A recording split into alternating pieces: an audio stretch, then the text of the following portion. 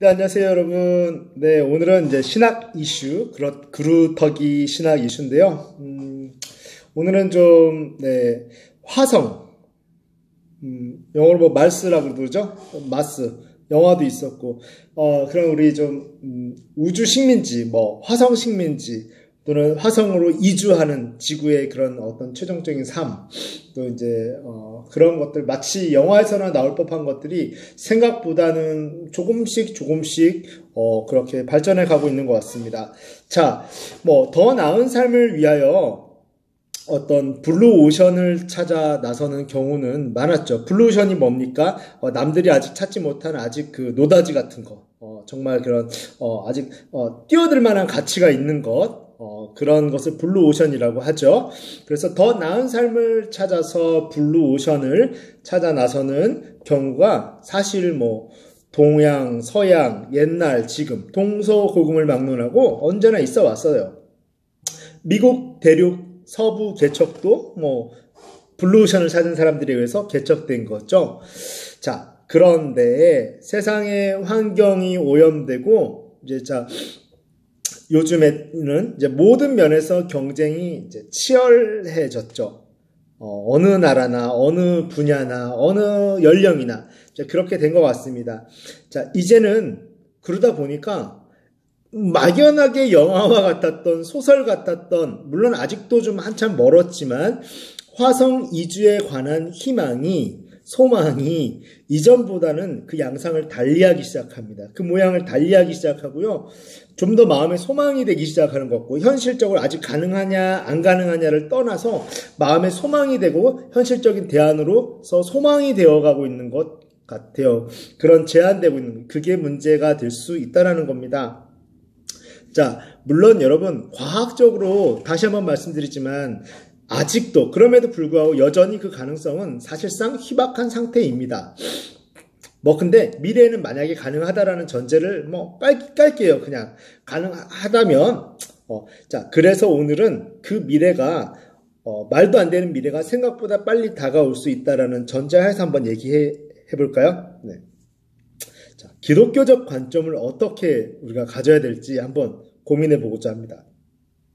자, 사실 언젠가는 가능하다고 할지라도 이 현재로서는 막연한 이 과학적 가능성을 우리가 상상하고 있는 이제 현실이 되어버린 거죠. 상상함으로 인해서 우리가 무의식적으로 범하게 되는 또 기독교적 잘못이 우리가 그리스도인으로서 잘못이 무엇일지 한번은 생각해 볼 필요가 있다는 거예요. 그때가 실제로 오고 안 오고는 중요하지 않아요. 그런 것들을 마음에 품고 소망함으로 인해서 짓게 되는 범죄가 잘못이 무엇일지 한번 생각해 볼 필요가 있다는 것입니다.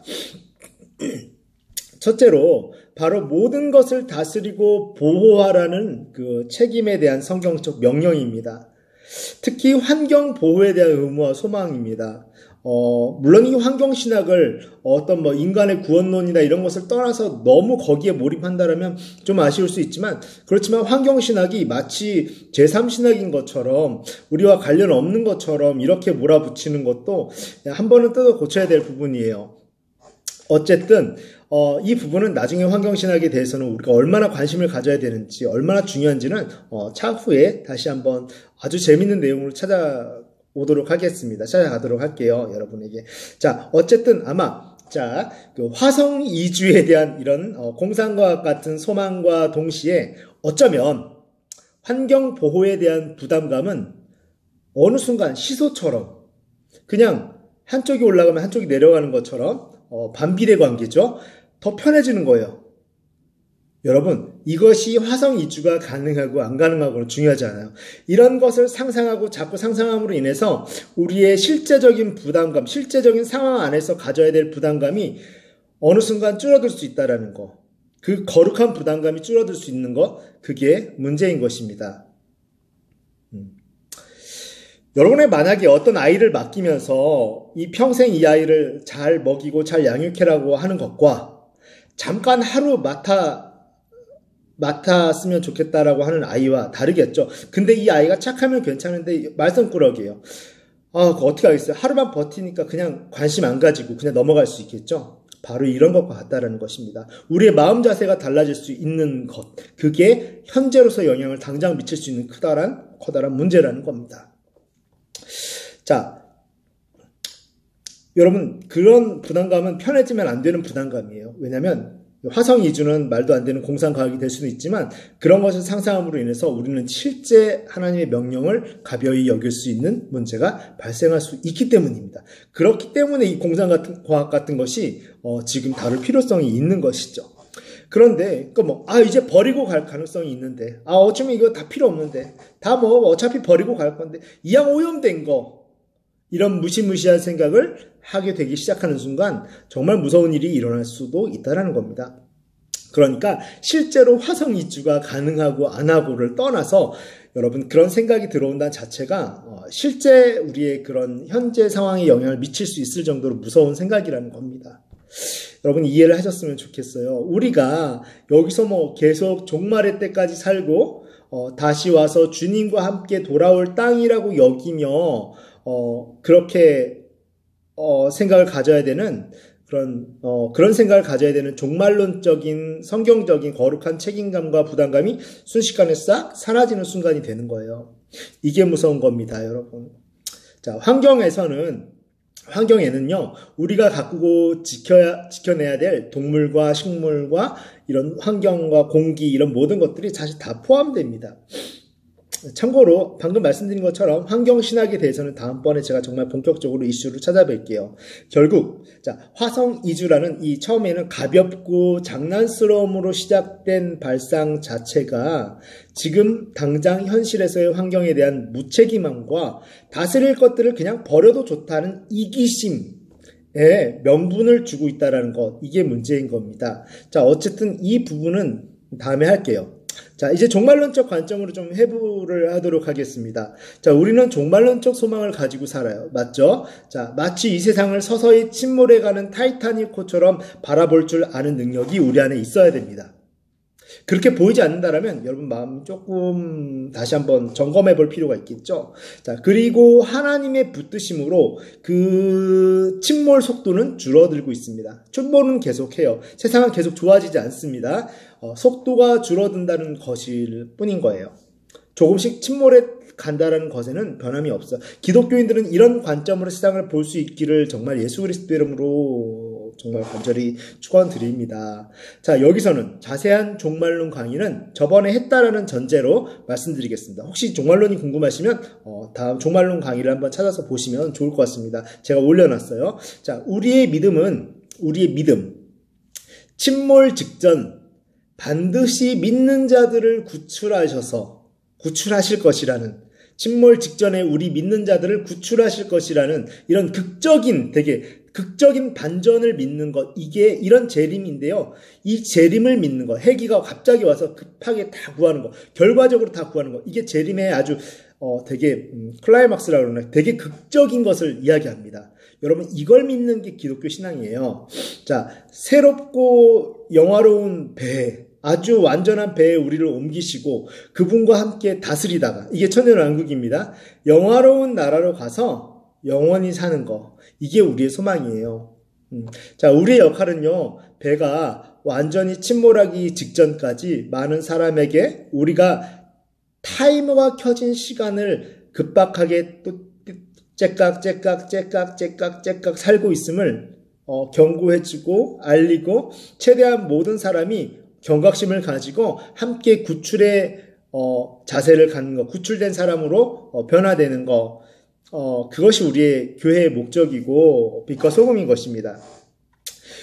교회가 있다고 해서 세상이 더 나아지고 침몰하던 배가 멈추는 것은 아니에요. 교회는 그것을 경각심을 알리는 데 목적이 있고 구원에 손을 내미는데 그 역할을 하는 것입니다.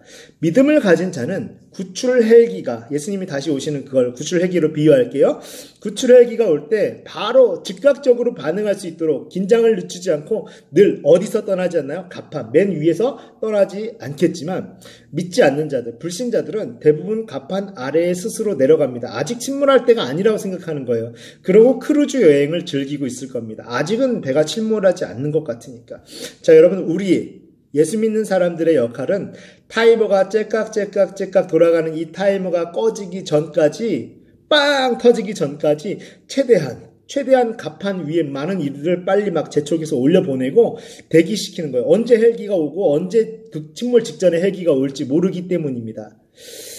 침몰 속도가 이렇게 가고는 있지만요. 만약에 한 3분의 2쯤 침몰을 했다라면 사람들이 다 알겠죠. 알 수도 있어요. 그런데 문제는 서서히 침몰하다가 갑자기 침몰한다는 그게 문제예요. 그렇기 때문에 제대로 완전히 침몰하는 순간에 올라올 시간은 없습니다. 그렇기 때문에 사람들이 아직은 아니라고 했던 노아의 때처럼 그때 우리는 최대한 갑판 위로 올려보내는 것. 그것이 우리 교회의 역할이고 믿는 사람들의 역할이겠죠. 자, 물론 화성 이주라는 그 공상과학적 상상은 그 자체로는 재미있는 이슈예요. 지구의 절박함을 담고 있기도 하고요. 어쩌면 그런 절박함은 하나님이 주신 마음일 수도 있어요. 그런데 여러분, 그런 불안한 마음을 화성 이주라는 방식으로 결국은 한다라는 것은 마치 바벨탑을 생각나게 하는 것 같아요. 바벨탑 시대에 그 사람들이 바벨탑을 쌓을 것처럼 그 불안함을 가지고 우리가 흩어짐을 면하자고 했던 그 순간을 좀 생각해 볼게요.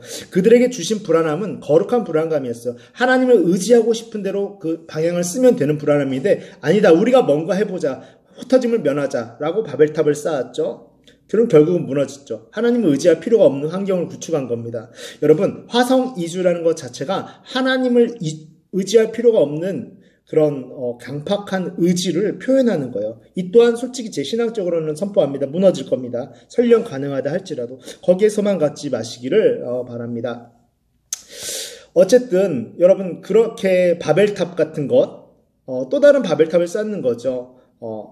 마지막 성경에서 소망을 찾는 것이 아니라 자꾸 이 무너져가는 환경을 인식을 하고 불안한데 뭔가 우리 손으로 뭔가 해보고 싶은 성경과 완전히 벗어나서 동족방뇨가 될 수 있습니다. 언발에 오줌을 넣으면 녹은 듯이 하다가 더 찝찝하게 더 얼어붙고 엉겨붙는 거죠.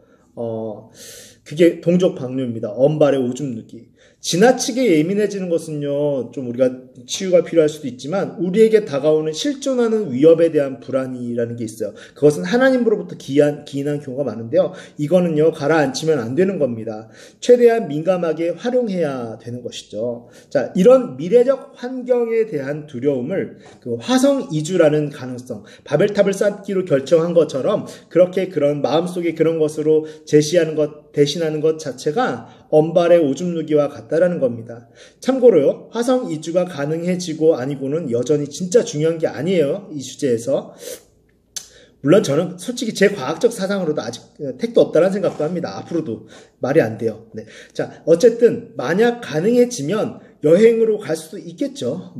그러나 우리에게 주어진 이 감각적인 불안을 인지했다라면 오히려 우리가 타이타닉호에서 어설픈 쪽배를 타고 끝없는 대서양을 탈출하다가 다 죽기보다는 대부분 다 죽었죠. 침몰 직전까지 아름다운 찬송을 부르는 것이 여러분 좀 훨씬 효과적일 것 같아요. 그때 타이타닉호에서는 오지 않았지만 구출되는 헬기로 인해서 오히려 안전하게 우리가 좀 그런 상상을 하는 게 훨씬 더 성경적일 것 같습니다. 자, 화성 여행의 가능성이나 윤리적 가치는 더 언급하지 않겠습니다. 왜냐하면 그것을 말하는 게 목적이 아니기 때문입니다. 자, 그런 기사를 화성 여행에 대한 뉴스나 신문 기사를 바라보는 기독교인들의 흔들림에 대해서 제가 정확히 인지하고 주지시키고 지적하고 싶은 거예요. 화성 여행의 가능성을 과학적으로 말하자는 것이 아닙니다. 자, 이왕 말이 나온 김에 우리 좀 더 편안한 마음으로 순간순간을 기다리는 신부의 마음으로 이렇게 좀 살아갈 수 있기를 축원합니다. 거기에 그것이 가능하고 안 하고를 떠나서 그거 상상하지 마세요. 이제 상상하는 자체로는 문제가 될 수 있어요. 자, 그리고 사실 우리가 화성 이주를 적극 꿈꾼다면 방금 말씀드린 것처럼 아까 말씀드린 것처럼 창세기 11장의 바벨탑을 쌓는 의지에 반복이 될 수 있다는 거 여러분 기억하셨으면 좋을 것 같아요. 창세기부터 하나님은 하나님을 의지할 수밖에 없는 곳에서 살 것인지 환경적으로 아니면 하나님을 의지함과 동시에 만약 비상시에 내 힘으로 살아갈 수 있을 것을 택할지 집요하게 그것을 요구하세요. 신학이 되게 복잡하고 어려운 것 같지만 하나님은 계속 그것을 집요하게 요구한다라는 거 여러분 기억하시길 바랍니다. 백날 성경적으로 잘하다가도 그거 집요하게 요구하시는데 실패하면 아무 의미가 없어요. 교묘하게 사람의 심리를 파헤침으로써 은큼한 마음을 들킨 정말 그런 불쾌감이 들 정도로 하나님은 집요하게 물어보십니다. 화성을 이주하고 안 하고의 그 가치가 아니라 하겠다라는 거기에 소망을 갖는 너의 마음이 무엇이냐라는 거, 바벨탑을 쌓겠다라는 거 아니냐라고 그거를 물어보신다라는 거 여러분 기억하셨으면 좋겠어요. 그러니까 상상도 하지 마세요. 네. 그게 가능하고 안 하고는 중요한 게 아닙니다. 상상하지 말라는 겁니다. 상상으로 이미 바벨탑을 쌓기 때문에. 자, 다시 한번 말씀드리지만 화성 이주의 과학적 가능성을 지금 말하고 싶지는 않습니다. 하지만 화성 이주의 소망, 여러분의 상상은 반드시 바벨탑의 의지와 동일할 수밖에 없다는 것 기억하시기를 바라는 마음입니다. 물론 성서적인 성경적인 종말론과도 이것은 너무 관계가 없어요. 창조론과도 관계가 없습니다. 물론 창조론은 환경론하고 연관이 있습니다. 그런데 어쨌든 아까 환경론, 그러니까 창조론에 대해서는 제가 다음에 한번 하고요. 이 종말론에 대한 신앙과 너무 관계가 없습니다. 제 개인적으로는 신앙적으로는요. 성경이 존재하는 이상, 성경이 완전 가짜가 아닌 이상은 화성 이주는 어떻게든 불가능할 겁니다. 이건 제 개인적 신앙입니다. 좀 솔직히 말씀드리는 거예요. 자, 가능하다 할지라도 휴거 이유가 뭐 될 수도 있을 것 같아요. 그때 어쩌면 무슨 발악이든 다 해보도록 놔두실 수도 있겠다 싶어요. 이건 제 상상입니다. 이것은 제 신앙이지 과학은 아닙니다. 뭐 신학적인 것도 아니에요. 자, 만약 저와 같은 감동이 오신다라면 우리 같이 한번 고백하고 여기서 마치겠습니다. 다음번에는 좀 우리 환경론에 대해서 제가 한번 같이, 이 창조론과 연결해서 한번 좀 같이 여러분과 이슈로 나누도록 하겠습니다. 자, 화성 이주, 이래저래 나랑 상관없다. 다시 한번 고백할까요? 화성 이주, 이래저래 나랑 상관없다. 네, 여러분 바벨탑을 지금부터 무너뜨리시기를 예수 이름으로 축복합니다. 사랑하고 축복합니다.